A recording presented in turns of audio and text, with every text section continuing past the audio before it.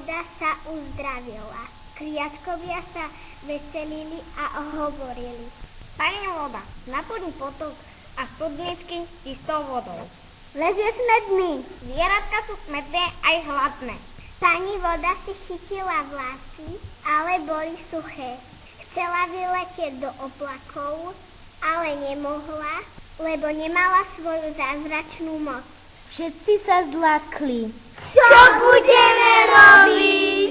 Počuli plakať veveričku. Ujo dúb, daj mi žalúde pre moje deti. Sú veľmi hladné. Dúb povedal. Prepáč, ale nemám žiadne plody. Som smedný a pomaly vysychám. Pani vode bolo z toho smutno, ale vedela, že musia počkať na dážď. Povedala.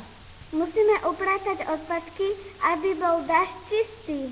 A tak sa škriatkovia pustili do práce.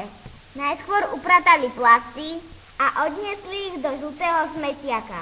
Potom upratali sklo, odniesli ho do zeleného kontajnera. Pozbierali papier a dali ho do modrého smetiaka.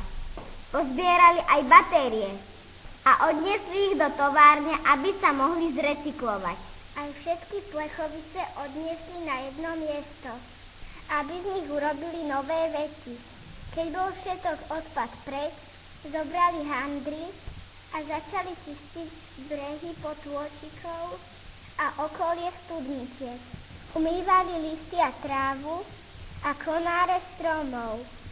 Čím bol les čistejší, tým mal odpad menšiu moc. Pomaly sa stvrkával, až bol úplne maličký. Jeden škriatok zobral černokňažníka a zatvoril ho do klietky, aby im pripomínal, že sa o les musia starať všetci a nemôžu ho nechať len na pani vodu, lebo voda je len vtedy čistá, keď je čisté prostredie. Tom začalo pršať a súčasne svietilo slnko. Objavila sa dúha a ozdobila oblohu. Všetci vyšli von, les ozelenil a začali kvitnúť kvety. Všetci volali. Les sa uzdravil! Les sa uzdravil!